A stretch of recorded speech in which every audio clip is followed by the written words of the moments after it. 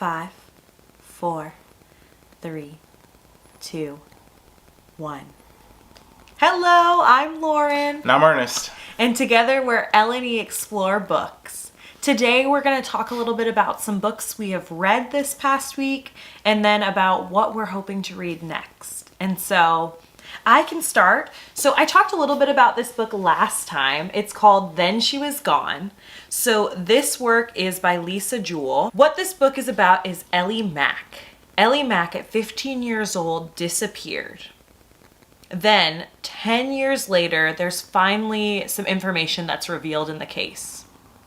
Her mother, who is devastated by this news, this impacted her marriage, this impacted her relationship with her other children, meets this man at a diner and he starts talking to her and she becomes attracted to him, and over time she later meets his daughter and she is struck that his daughter looks so much like her daughter Ellie, like so much in the way that she speaks, like she's like, this is Ellie, like it feels like her. It's obviously not Ellie, but she just feels so connected to this character. And so I had told you all last time that I was going to give my feedback. I was about halfway through. And I'll be honest, I love Lisa Jewell books normally. And this one was probably my least favorite that she's written. It was still interesting and fascinating, and I thought the story was still engaging, but the ending to me felt, there were parts that I hadn't guessed, but it definitely felt predictable. And it just felt unnecessarily dark, not like satisfying thriller dark in some spots. It felt like really gloomy, disturbing novel. So I've read a lot of other Lisa Jewell novels, and The Family Upstairs has been my favorite work of hers. So I would definitely recommend that as if you're getting started with a Lisa Jewell. It didn't feel very suspenseful to me. It just felt like we were kind of learning clues and things were disturbing and you just hoped things would get better. And so overall, I would say that this is an interesting book, and I think that you could still enjoy it, but it wouldn't be the first book I would pick up off the shelf if I was picking out a thriller book. If anyone wants to read Then She Was Gone, any warnings they should know about or anything? Yeah, that's a great question. Yeah, there is abduction in this book, there is murder, there is the violation of the human body in this book. There's manipulation. It's a really dark book for sure. I would not recommend this as a light or casual read. You definitely have to be in the mood, ready for, it felt like an episode of ID that did not go super well. So thank you for asking that question, because I think that's really important, especially for reading heavier tomes, that we're making sure that we're sharing about it. So, Ernest, tell me a little bit about the book that you finished this week. So, I actually finished The Long Way Down by Jason Reynolds. Will and his older brother, Sean. Sean dies tragically in a drive-by shooting, causing Will to kind of spin out of control. I talked about it a little bit last time, and finishing this book, I really got the vibes of this book being really about a tale about revenge and how it weighs on you and how it becomes a generational thing, as if you live by the sword, die by the sword kind of thing, a continuous cycle. I think I got a lot of vibes from Christmas Carol in this book because of a sequence they do of how they tell the story. The book I was surprised by was how it's written in free verse. So it's a lot like poetry and how the tale works, each line, and there's some cool little things of seeing inside the character and then seeing what's happening. I'd highly recommend this book. It was a great read, not too long, but it was pleasant just reading a story about how things can continue and then things that you don't know about your family members. How when people pass away tragically, even if you're a young age, you don't know their history. This book is kind of giving you a glimpse of what could have caused that reaction and how dear we hold people's lives in our hearts and how that may affect outcomes. The reason this gives really a Christmas Carol vibe is just because of the sequence of the book taking place in an elevator as his character goes down to the lobby seeking to get revenge for his brother's death, because when he was growing up his brother always told him the 3 rules, no crying, no snitching, and always get revenge. And the character kind of realizing how that cycle happens by being visited by people familiar to him in some way or another. And I thought that was deeply powerful and really made me think about how much I would think about revenge being cool. Like some of my favorite games have that kind of as a premise, but it is something that is always hit on. Like if you hurt another person, there's someone else who cares about that person who may come back after you or your family, and how you will continue a cycle. And sometimes the best thing to do is, grieve, forgive, and move on. And that's even more powerful than revenge. Is there any sort of warning that you would note to readers before embarking on that book? This deals with grief, gun violence, gang violence, and just like loss of a family member. There's a powerful thing in here because I lost my father about like 2 years ago, and I was a little bit bothered. Won't say bothered, but it made me think about having the opportunity, if I could, to talk to him again. And this book kind of presents that to the character, because the character was young when he lost his father, young enough that he doesn't really remember him, and the opportunity kind of comes, and how powerful that is. And I think it does a really great job at the very end of showing someone else of a family member, and how that message of revenge continues, saying like, will you continue down this road and end up where I am, or will you choose another path and hopefully do better? Yeah, thank you. That sounds really powerful. I'm actually, like, as I listened to him talk about the book that he read, I was a little jealous that that was not the book that I read this week. But all is not lost. So I read Mexican Gothic, and this work is absolutely incredible. I love the cover. Silvia Moreno Garcia is the author of this work. And so picture this. Noemi is a Mexican debutante. She comes from a wealthy family. She's used to glamorous parties, wonderful gowns, and flirtation.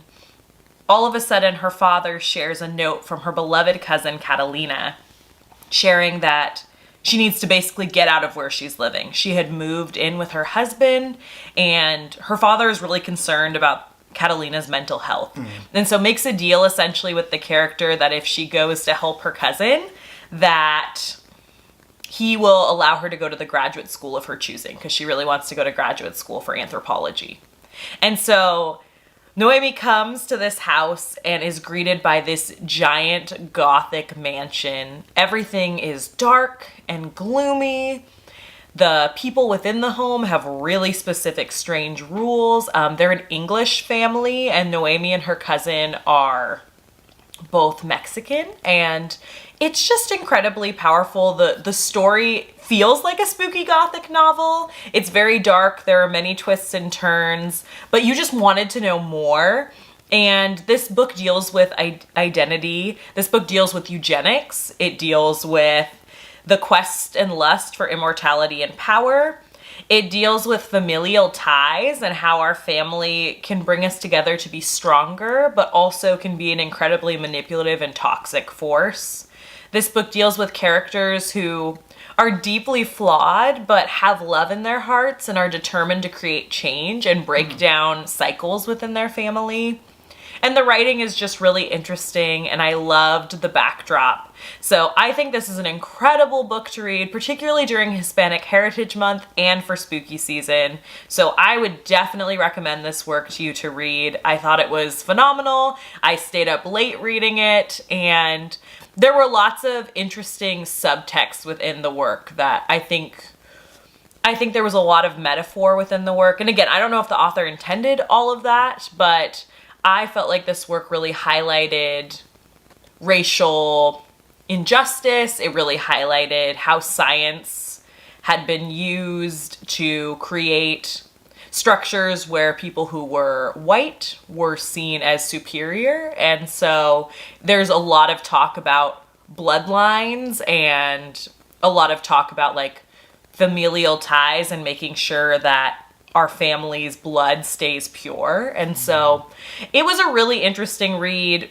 I thought it was dark, but in a really engaging and interesting way. Thank you. That's perfect. Yeah.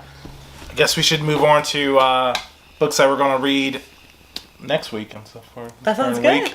And for me starting off, first October book I chose to read was a book I kind of found interesting when I went to Barnes & Noble's not too long ago with Lauren when they were having a little sale. Neverworld Awake by Marisha Pessl. Yeah, basically the concept of this book is that friends, after graduating and stuff, go on this trip they usually do every year to go to a cabin. And on their way to a cabin, they get into a car accident resulting in them dying. But in this purgatory-like world called Neverworld World, only one of them get the opportunity to actually stay alive. And it kind of explores that dynamic of who gets to live and who gets to stay dead, and how a group of her friends, Beatrice, main character being Beatrice Hartley, and her, get visited by this mysterious man while they're in this Neverwake world, and he tells them they have the opportunity, only one of them will live, the rest will perish, and how, when you're in that kind of situation, if it ever happens, how do you determine who gets to live and who gets to stay dead? And I think it's going to explore their past and talk about their lives and what their futures are, and how do you balance whose future is more valuable to someone else's, because things can happen that future might not happen. So I'm really excited to read this book and excited to talk to you guys about it next week. Absolutely. I think that's super interesting. I feel like if I'm Beatrice, I'm going to try to find a way for everyone to live. So I know they're trying to not allow that to happen, but I'm like, there's gotta be a plot there. Okay. So this next work, I'm really excited. I'm going to be starting Station 11. And this work is by Emily St. John Mandel. And this book is really looking at, ironically enough, the post-apocalyptic world. It's talking about the main character is remembering that they were at a performance of King Lear, and that was also the night where basically everything changed and there was massive infection in the world. And so it moves back and forth in time, and what the character is now a part of a small traveling band of performers. And it sounds like that band of performers comes upon a prophet who is very angry. And it sounds like all these different threads come together to create this really interesting and eerie storyline. I'm really excited. This was recommended to me by my good friend Emily. And so I am really excited to read this work. Excellent. And that's all the books that we have. Yeah. Yep, our plan is to keep doing a weekly update of books. I mean, obviously, if there's a week where neither of us finishes a book, we can still talk a little bit about the book, but we might be more like, here's some ideas that I have moving forward with this book. An update. Correct. Yeah. But we are so thankful that y'all have once again joined us. We hope have a wonderful rest of your day. And we will see you next week. Please let us know if you have any recommendations for spooky season or any questions about books that we talk about here on the YouTube channel, because we would love to engage more and talk about different books or different questions. So thank you so much. We hope that you have a wonderful rest of your day.